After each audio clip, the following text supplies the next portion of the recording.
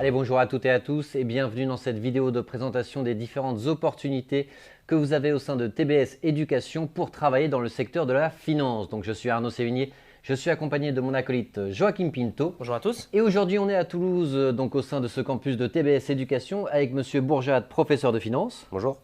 Et nous avons également Nathalie qui est actuellement étudiante à TBS Éducation et qui va nous parler de ses différentes expériences professionnelles et de son projet professionnel en M&A. Donc tu vas avoir l'occasion de nous dire ce que c'est au cours de cette vidéo.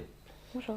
La slide sur le sommaire va s'afficher. On va traiter du coup la finance sous différents aspects. Dans un premier temps, on va définir ce qu'est la finance parce qu'il y a énormément de différents types de finances possibles. Quels sont les profils qui peuvent être intéressés par ces différents secteurs d'activité. Le PGE sous son aspect académique, international, professionnel, vie associative. Donc n'hésitez pas à prendre des notes, que ce soit pour vous, que ce soit pour la constitution de votre projet professionnel ou même dans la préparation de votre entretien de motivation. On va tout vous dire. Commençons dès à présent par la première partie, jingle, définition et profil.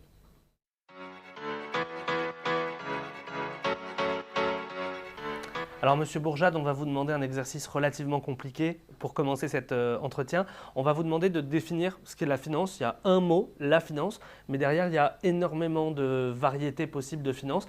Est-ce que vous pouvez nous expliquer en quelques mots ce qu'est le secteur de la finance ? Alors c'est un secteur qui est évidemment dans lequel on peut faire le grand écart entre la comptabilité, le contrôle de gestion et aller jusqu'à la finance de marché, une finance beaucoup plus quantitative, tout le monde connaît le trading. Mais la finance principalement, c'est tout ce qu'il y a entre. Du coup, on va se servir de tous les éléments de comptabilité pour essayer justement d'expliquer à des gens comment est-ce qu'on va évaluer une entreprise, valoriser une entreprise. Ça, c'est la finance d'entreprise. On va le faire soit à l'intérieur d'une entreprise, dans une direction financière, ou alors dans une banque d'investissement, ou une banque d'affaires, ou une banque plus généralement. On va proposer des financements, proposer des investissements, évaluer, essayer de faire des prévisions justement pour arriver à comprendre si un investissement va être un bon investissement ou non, et aller jusqu'à cette finance de marché qui là va échanger des titres justement qui vont se valoriser en fonction de la demande du marché. Donc ça, c'est très important ce que vous venez de dire. La finance, ce n'est pas que les banques, la finance, ce n'est pas que les fonds d'investissement, la finance, c'est aussi les entreprises dites entre guillemets classiques. N'importe quelle entreprise a une direction financière pour gérer sa trésorerie, ses investissements, évaluer ses coûts avec du contrôle de gestion. Mais on peut aussi faire de la finance de marché à travers les banques ou tout simplement des fonds d'investissement comme vous venez de le dire. Vous voulez ajouter quelque chose ? Oui, c'est juste pour dire que c'est vrai qu'il y a encore quelques années en France, ce n'était pas le cas aux États-Unis depuis vraiment maintenant un petit moment, mais en fait ces directions financières, elles étaient un petit peu réservées aux personnes qui faisaient de la comptabilité, du contrôle de gestion. Aujourd'hui, on a commencé à comprendre que les entreprises, en particulier à partir des grandes PME, on a besoin de comprendre ce que sont les financements, ce que sont les investissements, et donc là, aller beaucoup plus vers de la finance un peu plus classique. Qui va être assez proche de celle qui se fait en banque d'investissement, mais au sein des entreprises. Donc de l'autre côté de la barrière, exactement. En fait. Dans un côté, on est en interne et dans l'autre côté, on est en externe. Chacun peut avoir ses avantages parce que quand on est en interne, on est plus sur des problématiques de long terme. On voit l'entreprise évoluer, on la voit se transformer. On est en échange avec les autres départements, marketing, supply chain, pour voir si tout ce qu'on veut faire est faisable financièrement. Ça, c'est pour le côté interne. Pour le côté externe, on a un autre avantage qui est qu'on voit beaucoup de choses différentes sur un rythme souvent assez effréné. Tu pourras nous en parler peut-être, Nathalie. Mais du coup, on voit pendant souvent des missions de 3 mois, 4 mois, jusqu'à 6 mois, on voit des entreprises et ensuite on change. Et donc, il y a une adaptabilité, une variété qui nous permet de découvrir un grand spectre, sachant qu'on précise d'ores et déjà que ce n'est pas figé. On peut faire un peu d'interne, un peu d'externe. On peut commencer en externe et finir en interne ou inversement. Donc, il ne faut pas du tout que vous vous sentiez prisonnier d'une ou de l'autre évolution. Quelles sont les qualités que vous attendez de vos étudiants et ensuite des futurs travailleurs dans le domaine de la finance? Quelles sont à votre avis les 2-3 qualités majeures qu'il faut maîtriser? Je pense qu'il faut au départ de la motivation, parce que comme vous l'avez dit, ce sont quand même des métiers qui demandent, en tout cas au départ, de l'implication, de la motivation. Il ne faut pas avoir peur de faire un petit peu de calcul. Je n'irai pas jusqu'à dire des maths, excepté pour le côté très finance quantitative, finance de marché, dans lesquelles là, il faut faire un peu plus de maths. Mais dans la finance d'entreprise classique, qui quand même correspond à je dirais au moins les 3/4 des métiers qui sont disponibles sur le marché. On n'a pas besoin d'être très très fort en maths. On a besoin de ne pas avoir peur de faire des calculs. Je pense que Nathalie, tu peux confirmer. Mais voilà, on a quand On ne même… fait pas des intégrales toute la journée. Excepté si on veut faire de la finance quantitative. C'est ça, tout à fait. Donc motivation, être travailleur, être intéressé aussi un petit peu à ce qui se passe en économie, en macroéconomie, aux entreprises, voilà, aux innovations, parce qu'il y a beaucoup de métiers dans la finance qui va être de justement financer des investissements et donc de l'innovation. Ça peut être de la fintech aussi. Exactement. On en a pas parlé, mais… Voilà, donc du coup là, si on est dans la fintech, peut-être connaître un peu de code, être intéressé par le code, mais là aussi ce sont des métiers qui sont en devenir, mais qui sont encore, voilà, je le disais, un quart en fait des métiers en finance. Mais sinon, globalement, je pense que être motivé, être travailleur et être intéressé par tout ce qui est économique et financier et ne pas avoir peur des calculs, je pense que si on a ça, on peut largement réussir. Et ce qui est intéressant en finance, c'est qu'on est sur un domaine fonctionnel. Ça veut dire qu'on peut le coupler à un autre. Comme l'a dit Arnaud, on peut faire de la finance et de l'entrepreneuriat. Dans ce cas, c'est de la fintech. On peut faire de la finance dans le sport. On peut faire de la finance dans l'industrie. En plus, à Toulouse, il y a un gros tropisme vers l'industrie. Donc, c'est important de comprendre que vous pouvez coupler les secteurs et les fonctions pour avoir par exemple un projet de direction financière dans l'aéronautique. C'est tout à fait possible et envisageable, donc vous ne vous enfermez pas en choisissant finance. Il y a des métiers extrêmement pointus même au sein des entreprises. Vous n'êtes pas obligé de faire en effet du contrôle de gestion. Maintenant, les grandes entreprises ont des départements fusion-acquisition en interne. Concrètement, lorsque la SNCF rachète Flixbus, il faut tout simplement faire une due diligence, évaluer la valorisation de cette entreprise pour ensuite passer à l'achat pour pouvoir se diversifier. Donc vous faites partie intégrante de la stratégie de développement d'entreprise et c'est des postes quand même assez pointus en finance qui sont internalisés au sein de ces groupes qui sont d'ailleurs de plus en plus mondialisés. On va embrayer sur la partie suivante qui est maintenant qu'on a compris ce qu'était le secteur de la finance. On va voir dans le programme Grande École ce qui me permet de mener à bien ce projet avec le jingle académique.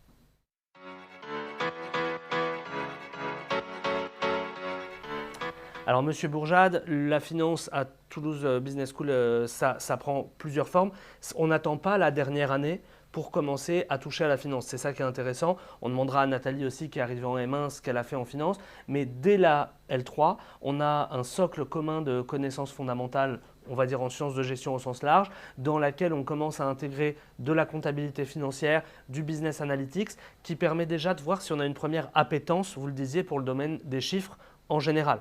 Ce n'est pas encore une spécialisation finance, mais c'est au sein du socle fondamental qu'on a ça. C'est important aussi que ce soit au sein d'un socle fondamental parce que déjà les étudiants doivent voir ce qui leur plaît, et donc ils doivent tester des choses, mais c'est important aussi parce que le directeur financier potentiel ou le consultant en M&A par exemple futur, il doit comprendre l'entreprise qu'il conseille ou l'entreprise dans laquelle il travaille, donc il doit avoir des notions de supply chain, de management, de RSE, etc.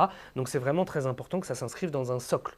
Est-ce que vous voulez ajouter un mot là-dessus ou pas? Juste un point, c'est vrai que dans cette première année, on a ces cours, comme vous le disiez, de comptabilité financière, d'analyse financière, de gestion en général, parce que c'est aussi très important de se diversifier, mais aussi des cours d'économie, parce que comme je le disais, la macroéconomie, voilà, comprendre l'économie, c'est assez important. Et nous aussi, on conseille aux étudiants qui peuvent être intéressés par la finance de participer à notre association de finance, la Junior Investment Management, dont Nathalie faisait d'ailleurs partie, elle pourra en parler tout à l'heure, qui permet justement d'acquérir ces premières bases de finance et de construire un socle pour ensuite le solidifier avec le master. Complètement. On reparlera de la partie vie associative tout à l'heure et pour expliquer les implications que ça aura sur votre insertion professionnelle. On va passer au Master 1. Donc une fois qu'on a fait ce socle commun de connaissances en L3, que potentiellement on a réussi à trouver un stage, idéalement dans un métier pas trop éloigné de la finance, même si ce n'est pas toujours facile en L3. On arrive en M1 et là, du coup, ça concerne tous les candidats, ceux qui arrivent comme Nathalie en AST2 ou ceux qui étaient déjà là dès le pré-master. Sur cette année de Master 1, j'ai 2 cours dans les cours fondamentaux qui sont liés à la finance, donc Foundation of Finance et Finance, qu'on peut suivre soit en anglais, soit en français. Et surtout, j'ai les sensibilisations métiers avec une sensibilisation finance que toi, Nathalie, tu avais choisie. Est-ce que tu peux nous dire ce que tu as suivi comme cours de finance quand tu es arrivé en M1 et ensuite on demandera à M. Bourjade de nous parler plus précisément du M1. Oui, tout à fait. Alors du coup, moi je suis arrivée en M1, donc j'ai suivi le tronc commun donc, avec les cours que vous avez énoncés, Foundation of Finance et Finance. Et ensuite, j'ai suivi le parcours de sensibilisation métier finance avec des cours à la fois de portfolio management, de corporate finance, qui m'ont permis un peu de découvrir un peu la valorisation et de faire des exercices, des cas pratiques sur plusieurs Cas concret, quoi. cas concrets, tout à fait. Et ça m'a permis après de développer des compétences que j'ai pu mettre en application au cours de mes stages. Donc ça a été assez Et intéressant. pourquoi tu as fait ce choix de la finance d'entreprise? Qu'est-ce qui te plaisait dans cette finance-là? Je trouve que la finance d'entreprise, c'est intéressant parce que ça permet comme vous l'évoquiez tout à l'heure, de Toucher à tout? de toucher à tout, d'être à la fois de voir la finance et d'avoir une vision globale un peu de l'industrie et de plusieurs secteurs. Et je trouve que c'est aussi un métier, un domaine assez rationnel où on essaie de trouver des méthodes de valorisation en se basant sur des faits historiques et sur plusieurs éléments qui sont assez concrets pour moi et qui je Tu es pense. assez analytique dans ton profil et du coup, tu aimes bien les métiers analytiques. Le côté carré, méthodique, ça te plaît? Faut que ce soit rationnel. Ouais. Très bien. Euh, Monsieur Bourjade, est-ce que vous pouvez nous dire justement, à la fois sur la partie tronc commun du M1 et à la fois sur la partie sensibilisation métier, qu'est-ce que vous attendez de vos étudiants à ce moment-là et qu'est-ce que vous leur apportez? Alors, c'est vrai que le cours de Foundations of Finance, par exemple, ou Finance, ce sont des cours qui sont assez académiques. C'est-à-dire que là, on essaie d'expliquer aux étudiants comment on va prendre une décision d'investissement avec des modèles assez académiques qui ne sont pas forcément les modèles qu'on va utiliser par la suite dans le réel. Ça, on va plutôt les voir dans la sensibilisation métier et ensuite dans les MSI un peu plus tard. Mais en fait, on essaie d'expliquer globalement quelle est la fondation justement de la finance. Et principalement, c'est quelque chose que tout le monde connaît, c'est que l'argent a une valeur temporelle. Et donc, c'est pour ça qu'il y a des taux d'intérêt, c'est parce qu'il y a du risque, c'est parce que… et donc, on essaie d'expliquer toutes ces notions de risque, de rendement.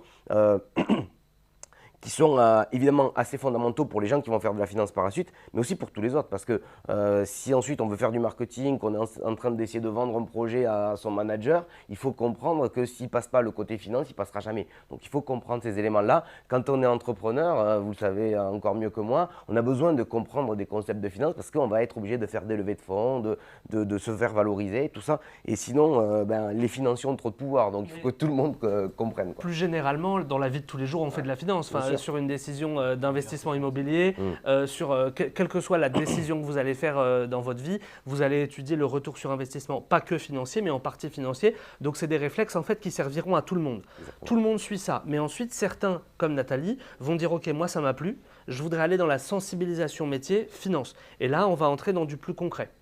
Exactement. Est-ce que vous pouvez nous en parler? Oui. Alors là, on va rentrer dans du plus concret, comme vous le disiez, avec des cours qui vont permettre aux étudiants de pouvoir trouver une césure, d'acquérir des bases évidemment en finance, mais aussi techniques, mais aussi de pouvoir trouver une césure. Et là, on va couvrir les métiers principaux avec…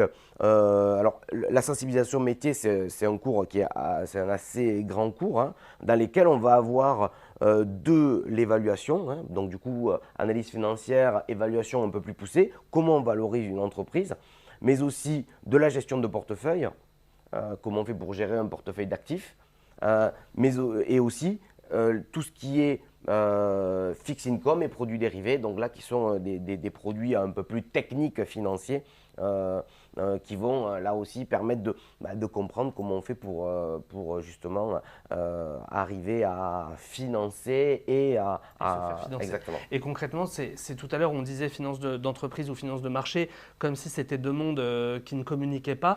Si je suis directeur financier par exemple d'Airbus, j'ai besoin de comprendre comment fonctionnent les cotations parce que sinon je vais être perdu. Oui. Et comme vous le disiez, il faut comprendre, pas forcément savoir faire, mais comprendre ce que font nos interlocuteurs et les gens à qui on a affaire. Et principalement dans cette direction financière, on va avoir un département qui est fondamental, c'est la trésorerie. Donc comment on fait pour gérer le cash, hein, comment on fait. Et là, évidemment, si on est une toute petite entreprise, évidemment, on va placer ça sur des comptes. Mais si on est sur une grosse entreprise qui vend des avions comme Airbus, par exemple, qui va quand même amasser de la trésorerie, il va falloir le placer de façon un peu plus élaborée pour permettre de rentabiliser ce cash pour pas qu'il dorme sous un matelas, quoi. Et ça, évidemment, on a besoin de comprendre la finance pour ça.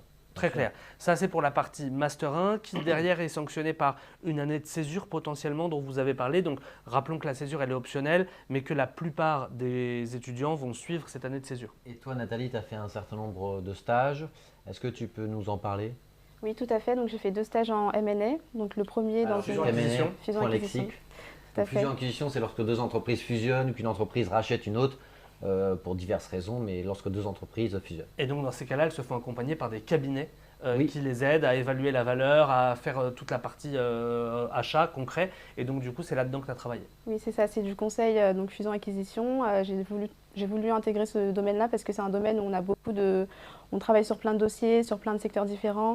Et il y a une courbe d'apprentissage qui est assez importante, donc qui permet d'apprendre assez rapidement et de monter en compétences assez vite. C'était où par rapport à la localisation? Alors le premier, c'était à Londres, dans une boutique londonienne, et Parfait. le deuxième à Paris.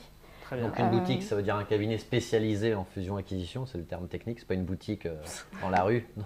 Voilà, tu as raison de le préciser. Et l'autre à Paris, donc Oui. 2 places fortes de la fusion-acquisition. Et du coup, est-ce que tu as repéré des choses qui t'ont plu, une grosse quantité de travail, une grosse part de l'analytique? Ça t'a plu tout ça? Oui, alors il y avait une grosse quantité de travail, enfin, c'était assez périodique, on avait des périodes où on finissait assez tard, donc les périodes de pitch notamment.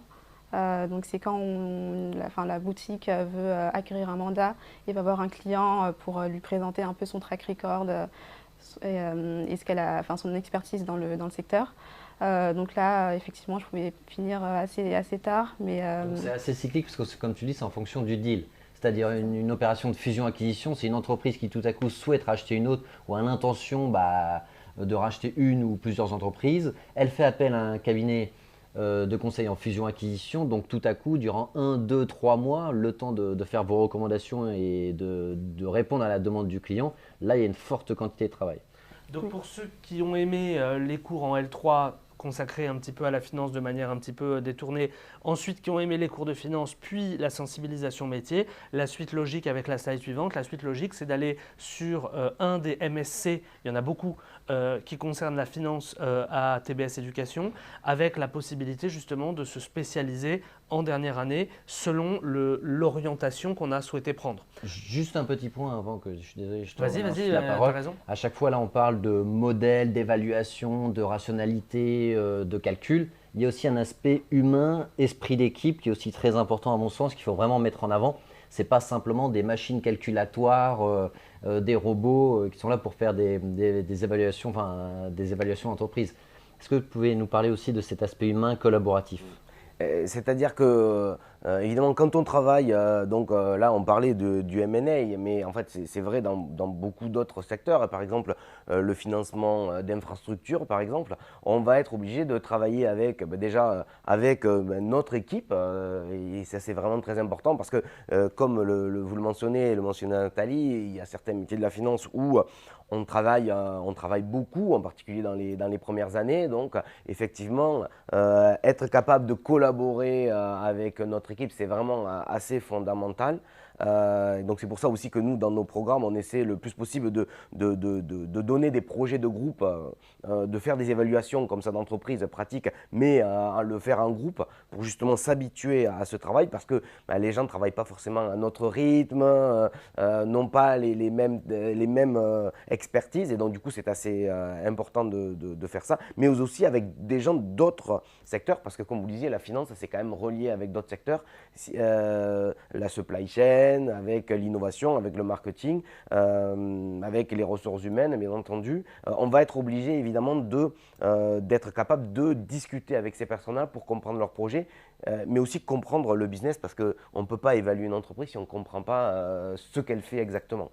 C'est très clair et du coup on arrive sur une grosse vague potentielle de MSC, c'est-à-dire que la sensibilisation métier finance, vous nous avez dit qu'elle était large parce qu'elle permet à tout le monde de se faire un petit peu son avis et peut-être soit confirmer soit infirmer ses a priori, mais ensuite derrière on va demander aux étudiants de faire un choix. Il y a peut-être un MSC dont vous voulez nous parler en particulier, celui que vous animez vous. Qu'est-ce que vous pouvez nous dire sur ce MSC Corporate Finance and Advisory? Alors là, c'est un MSI, comme l'indique son nom, qui est vraiment qui fait un focus sur tout ce qui est finance d'entreprise, plutôt orienté vers le côté fusion-acquisition, private equity, donc le financement privé, et aussi sur tout ce qui est financement d'infrastructures. D'accord. Donc du coup, vraiment là, sur des métiers de l'évaluation d'entreprise, là aussi le venture capital, le capital risque, en fait, voilà, tout ce fonds d'investissement, la recherche action qu'on appelle aussi. Donc du coup, tout ce qui va englober l'évaluation et l'analyse d'une entreprise. Avec des intervenants qui sont à la fois académiques, professionnels, potentiellement des anciens. Exactement. Alors là, on est à peu près 50% d'académiques et 50% de professionnels. Mais attention, quand on dit qu'on fait intervenir des praticiens, qui sont pour une bonne moitié des anciens de TBS, on ne leur demande pas de faire des témoignages. Hein. Ce n'est pas juste un témoignage. Bien sûr, ils sont là pour discuter avec nos étudiants, leur expliquer ce qu'ils font, mais ils vont amener un bagage technique, une expertise technique, un véritable cours, évidemment beaucoup plus appliqué qu'un académique. Et on essaie de mixer les deux pour qu'à la fin, les étudiants soient d'un niveau… Cours plus appliqué, mais aussi avant le cours, après le cours, pendant le cours. On est avec un alumni, on peut le tutoyer, il était à notre place il y a 2 ans, il peut nous donner les petits pièges à éviter. Donc, oui, court, mais le fait que ce soit par un alumni, il y a un côté hyper proche qui fait qu'on se sent en confiance tout de suite. Donc ça, c'est hyper important. Donc notez la variété des MSC. Donc si jamais vous êtes en train de préparer un éventuel entretien, déjà on vous souhaite bonne chance, bon courage. Et surtout, n'hésitez pas à donner une coloration à ce MSC que vous voulez, selon si c'est plutôt de la finance de marché ou plutôt de la finance d'entreprise. Encore une fois, quand vous êtes à l'oral, ça ne vous engage à rien. Il faut creuser pour montrer que votre projet il est pertinent. Mais ensuite, vous aurez 2 ans pour confirmer cette idée ou l'infirmer. Donc ne vous sentez pas enfermé. Si je peux dire un mot là-dessus, j'en fais plus trop, mais quand je faisais des cours en tronc commun, il m'arrivait assez souvent de demander aux étudiants qui arrivaient soit de prépa, soit des concours AST, dans la classe, combien veulent faire de la finance. Au début du cours de finance, il y en avait peut-être 2 ou 3 parce que tout le monde a un peu peur de la finance. Et à la fin, on se retrouve dans les MSI de finance à TBS avec 150 étudiants environ, voire un peu plus, qui fait de la finance, c'est-à-dire au moins 20 ou 20% des étudiants qui font de la finance. C'est-à-dire que, en fait, je pense que c'est un domaine qui fait un peu peur au début, mais quand on commence à voir les opportunités que cela offre et que ça permet aussi d'avoir une palette de compétences, je pense que c'est ça aussi qui donne envie aux étudiants de faire de la finance. En plus des MSI et TBS Éducation prépare la certification CFA. Est-ce que vous pouvez nous dire en quoi elle est importante et qu'est-ce que c'est surtout? Alors, le CFA Institute, c'est un organisme de certification financière qui est la référence mondiale. Alors, évidemment, si on a fait Harvard ou le MIT ou Stanford, on n'a pas besoin d'avoir un tampon CFA. Parce que tout le monde connaît Stanford et le MIT et Harvard. Quand on fait une école de notre pays, parce que principalement les plus connus, il y a quand même d'excellentes écoles en France, mais les plus connus sont quand même aux États-Unis, on a besoin de montrer qu'on a un socle de connaissances. Et le CFA Institute, qui est un peu l'équivalent du DSTG aux États-Unis, mais en finance, en analyse financière, permet de faire une certification en 3 niveaux. TBS, par la qualité de ses programmes et les excellents résultats de ses étudiants dans un concours qui s'appelle un concours mondial qui s'appelle le CFA Research Challenge, le CFA Institute nous a demandé si on pouvait demander une accréditation de nos programmes. C'est ce qu'on a fait et du coup nos programmes sont accrédités par le CFA. Ce que ça veut dire, c'est que notre programme en finance à TBS, si on suit le MSc Corporate Finance and Advisory et encore plus si on suit le MSc Equity Research and Investment Management, couvre entre suivant le MSI que l'on fait, entre 70 et 90% des 3 niveaux du CFA, ce qui permet évidemment à nos étudiants de sortir de l'école avec en général un niveau du CFA, pour un certain nombre non négligeable 2 niveaux, et pour évidemment une exception, les 3 niveaux du CFA à la fin. Notamment pour ceux qui veulent travailler à l'international, ça nous fera le lien juste Exactement. après. Vous le disiez, c'est un badge, c'est un tampon Exactement. international. Un signal. Dès que vous dites CFA dans un groupe international, on a compris de quoi il s'agissait. Donc il n'y a pas besoin d'expliquer quel cours j'ai suivi, Exactement. etc. Ça fait office de résumé sur le CV, c'est assez pratique. Et ça montre aussi la capacité de travail, parce que ce sont 3 niveaux et il faut énormément d'heures pour préparer un niveau. J'ai plus les chiffres en tête, mais je dirais au moins 350 heures pour préparer un niveau. C'est possible. Ouais, hein. Sachant qu'il y a des heures ça se communes prépare un avec peu sur la Ça durée, se prépare sur la durée, quoi. Et donc, du coup, effectivement, ça montre une capacité de travail, un signal de capacité Et de motivation aussi, parce exactement. qu'on l'a fait pendant longtemps. Et c'est une vraie valeur ajoutée sur votre CV, ce qui fait une augmentation salariale indéniable. On passe à la partie suivante, la partie internationale, jingle.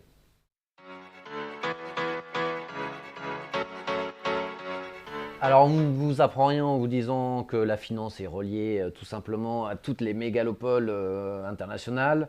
Donc, l'international est fondamental pour tous ceux qui souhaitent travailler en finance plus tard.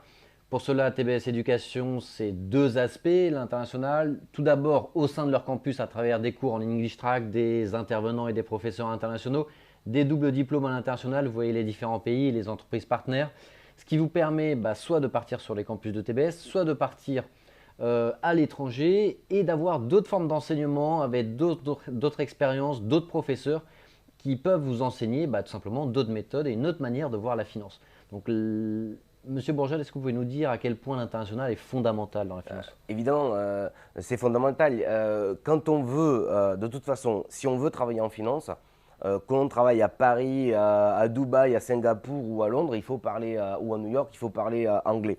Pourquoi? Parce que la finance, on ne se restreint pas justement à son pays, à sa région. On va faire évidemment de la finance parce qu'on a besoin d'investisseurs et les investisseurs ne se trouvent pas forcément à côté de chez vous. C'est ce qui fait que l'économie globale s'est développée parce qu'on a besoin de financement et les gens qui ont des bonnes idées, ce n'est pas ceux qui ont de l'argent et avoir un système un peu global comme ça va permettre de trouver des investisseurs, des financeurs un peu partout. Donc évidemment, la finance, c'est un métier international. Avoir des expériences à l'international, évidemment, c'est fondamental. Alors, pas qu'en finance, bien entendu, mais en particulier en finance. Nous, on a énormément d'étudiants qui partent en particulier à Londres. Du coup, c'était le cas de Nathalie, mais aussi aux États-Unis, puisqu'on a quand même une bonne communauté sur la côte Est, ou alors aussi là, qui travaillent plutôt dans des entreprises, justement dans les départements finance d'entreprise, évidemment sur la côte Ouest des États-Unis. En Suisse, évidemment, au Luxembourg, À Dubaï, vous le disiez aussi. bien entendu, mais aussi de plus en plus au Qatar, à Singapour, à Hong Kong et à Shanghai, qui sont en train de devenir des places financières assez puissantes.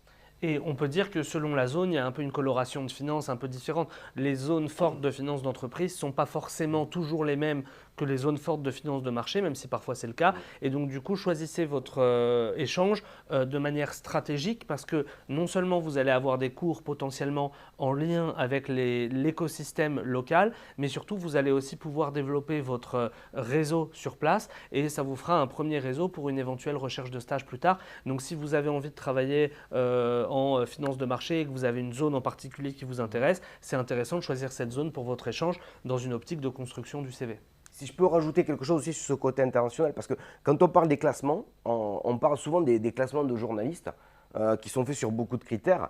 Mais ce qu'il faut savoir, c'est que, on vient de l'apprendre là il y a quelques jours, TBS en finance est classée 5e école française derrière INSEAD, HEC, EDEC et SEC, à égalité avec le SCP sur la qualité du corps professoral en recherche en finance. Donc, évidemment, on vient de l'apprendre, donc je vais le dire, évidemment. C'est pour vous. Exactement.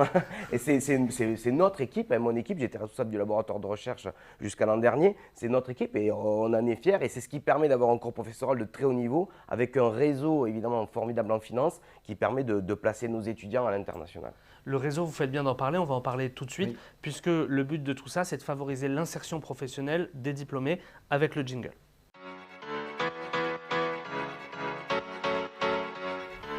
Alors la slide va s'afficher, le Career Service est là pour vous aider à matérialiser un projet professionnel, à mieux vous connaître, à savoir dans quel type de métier vous allez vous épanouir, avec, on en a parlé, des rencontres avec les alumni, des forums, c'est quand les entreprises viennent pour présenter des offres, les assessment centers, les ateliers métiers, bref, il y a tout un panel de choses. On a détaillé tout ça dans la vidéo PGE, donc n'hésitez pas à aller la consulter, puisque ça c'est générique, c'est pas spécifique à la finance. Avec la slide suivante, on va pouvoir rentrer un peu plus dans le détail avec les entreprises partenaires qu'on a identifiées sur la brochure dans le domaine de la finance. Donc on a mis des partenaires bancaires. Encore une fois, ce qu'on répète, c'est qu'on n'aurait pas pu lister toutes les entreprises, mais toutes les entreprises ont des besoins financiers. Vous, vos alumni, ils vont où en gros si vous deviez… Voilà. Alors, évidemment, moi, étant donné que mon MSI est plutôt orienté vers fusion-acquisition, private equity, on va plutôt envoyer nos étudiants dans des boutiques de M&A, justement, dans des banques d'investissement, dans des banques d'affaires, mais aussi dans les départements M&A, comme vous le disiez, dans de grosses entreprises. Par exemple, on a des étudiants chez Total, chez Danone, chez Orange, dans les directions de fusion-acquisition. Mais aussi évidemment dans des plus petites entreprises qui font énormément de fusion-acquisition, dans des fonds de private equity, donc de financement privé. Du coup, ce sont alors, il y a les grandes banques d'affaires et banques d'investissement qu'on connaît tous, les grands fonds d'investissement comme T. Rowe Price, comme Fidelity, dans lesquels on place nos étudiants, mais aussi une multitude de plus petites boutiques qui sont moins connues, bien entendu, mais qui, dans le monde de la finance, ont une place énorme parce que ce sont elles qui font la grande majorité des deals de fusion-acquisition. Parfois plus spécialisées. Il y en a qui Exactement. sont dans le sport, il y en a qui sont dans le digital, il y en a qui sont dans les jeux vidéo. Enfin bref, c'est encore une fois, vous pouvez mixer. Donc on n'est pas forcé d'aller vers les grands noms. Nous, encore une fois, on essaye d'illustrer, donc on donne des noms qui parlent à tout le monde. Mais évidemment, vous pouvez vous épanouir dans une entreprise plus petite, évidemment. Toi, comment tu as trouvé tes stages d'année de césure? Alors le premier, je l'ai trouvé grâce au réseau d'alumni de TBS. D'accord. Donc ça m'a beaucoup aidé. J'ai pu discuter avec un ancien stagiaire qui y était et qui m'a donné des conseils par rapport à l'entretien et expliquer un peu comment fonctionnait l'entreprise. Donc j'ai trouvé que on était chanceux d'avoir ce réseau assez actif.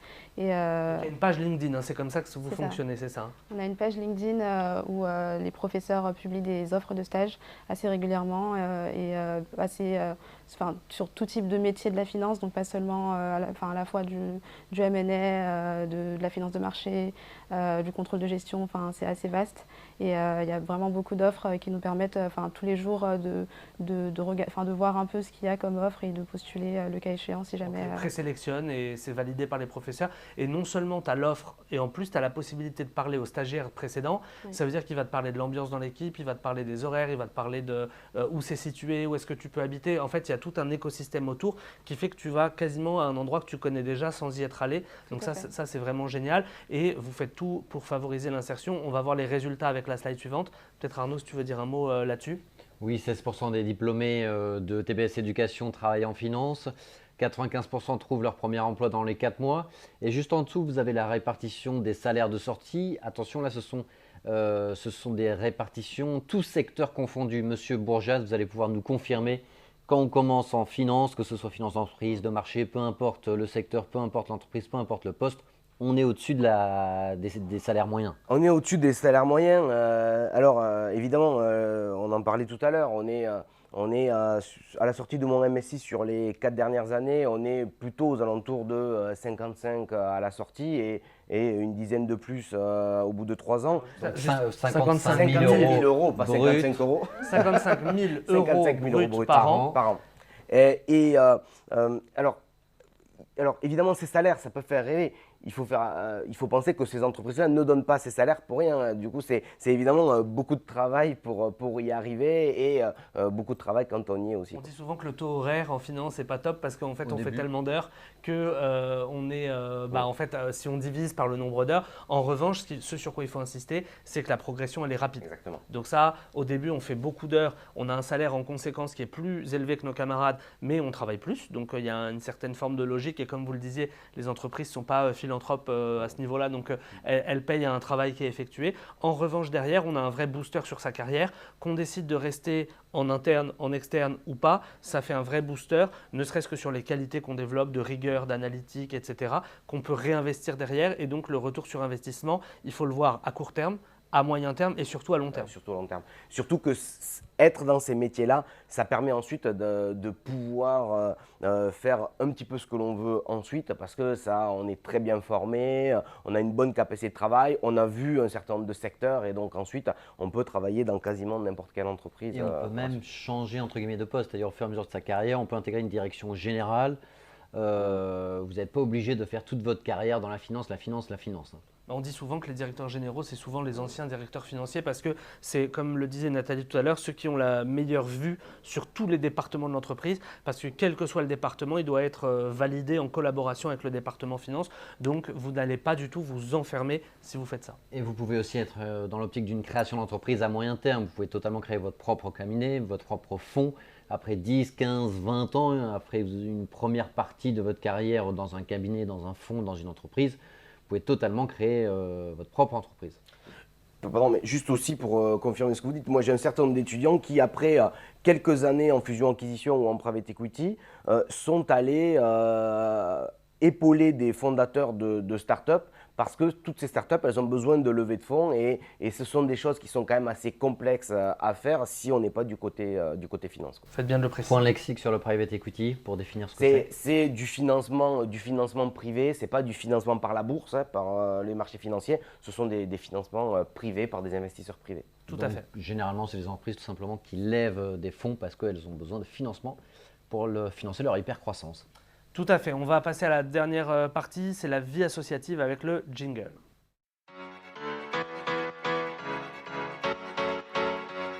Alors, à TBS Éducation, il y a une grosse part qui est laissée à la vie associative. Encore une fois, on en a parlé de manière plus générale dans la vidéo PGE que je vous invite à aller consulter. On a identifié des assos qui sont un peu plus en lien avec la finance. D'abord, on peut commencer par dire que toutes les associations nous permettent de travailler des réflexes financiers parce que dans toutes les associations, il y a un budget à gérer et on peut être trésorier ou au pôle finance pour développer ces qualités-là. Ou alors, on peut faire une association qui n'a rien à voir pour développer des qualités plus interpersonnelles. Toi, tu étais dans l'association donc GIM, c'est ça? Oui, c'est ça. Donc GIM, Junior Investment Management. Junior Investment Management, qu'on n'a pas mis, mais qu'on aurait pu mettre là. Est-ce que tu peux nous dire ce que fait GIM et ce que toi, tu faisais dans cette association? Oui, alors donc c'est une association qui s'occupe de rédiger des rapports d'investissement avec une vocation d'investissement sur la bourse à la fin de l'année. Donc on travaille sur tous les aspects du rapport qui ressemblent un peu au rapport d'Equity Research, donc avec la description de l'activité, la description de l'analyse financière, de la comptabilité de la société et des exercices de valorisation à la fin pour avoir un target price, un prix cible qui nous permet après de prendre une décision d'investissement, donc à l'achat ou à la vente. Et c'est à destination de qui que vous faites ça? À destination du corps professoral qui s'occupe ensuite de prendre la décision d'investir ou non en fonction de la qualité du rapport. Alors, cette idée, elle est née suite à un de nos professeur qui est malheureusement décédé. On a décidé de créer en son honneur un fonds d'investissement dont du coup nos alumni et un certain nombre de nos professeurs ont mis de l'argent à disposition de l'association de finance, la GIM, qui a but pédagogique. Donc du coup, l'argent il reste dans ce fonds. Ce sont pas des investissements, ce sont des donations. Et du coup, les étudiants nous soumettent chaque année des rapports d'investissement, des rapports d'equity research qu'on appelle. On essaie de les faire travailler sur des PME qui sont cotées mais pas très suivies par les analystes.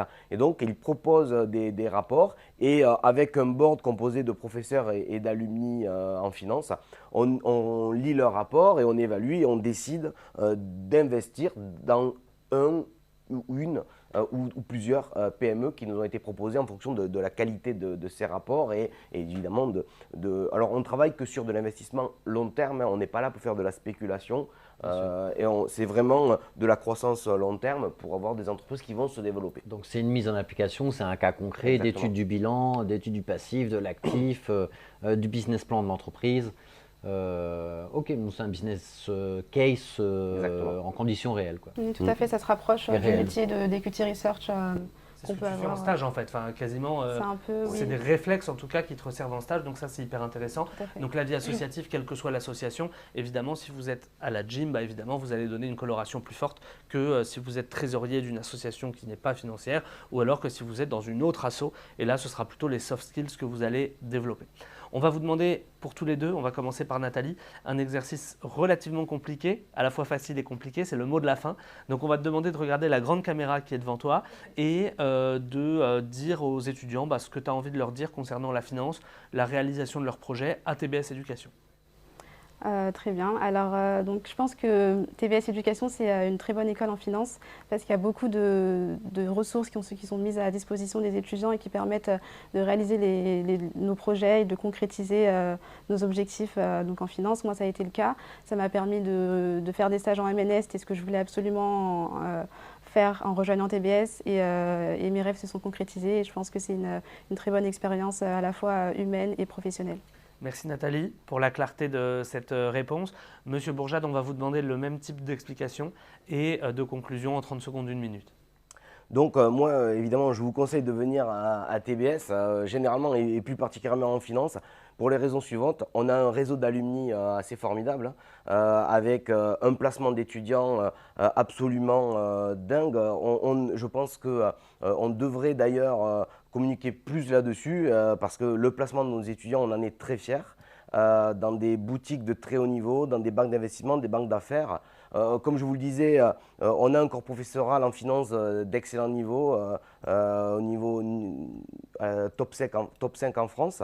On a évidemment aussi la chance d'avoir, comme le disait Nathalie, des supports avec, on forme beaucoup les étudiants à utiliser des données. On a des alumni qui sont très impliqués dans nos programmes pour nous permettre de les construire comme le marché les attend. Et en particulier, on a un de nos alumni qui est un ancien de chez McKinsey qui nous a aidé à construire tous nos programmes en finance et conseil. Et évidemment, ça nous permet de comprendre ce qu'il faudra faire dans les années qui viennent pour trouver un métier en finance. Et je pense que ça, c'est notre avantage. Merci Nathalie, merci Monsieur Bourjade, vous avez été très clair dans vos explications. Pour tous les autres, pour tous ceux que ça intéresse, il y a d'autres projets professionnels qu'on a développés dans le cadre de TBS pour avoir le même type de fonction ou de secteur. D'ailleurs, ça peut être complémentaire comme on l'a dit tout à l'heure. Allez aussi, s'il vous plaît, visionner les vidéos de PGE et de concours pour voir un petit peu de quoi il en retourne. Et en attendant, on vous dit à bientôt. Salut à tous. Salut à tous.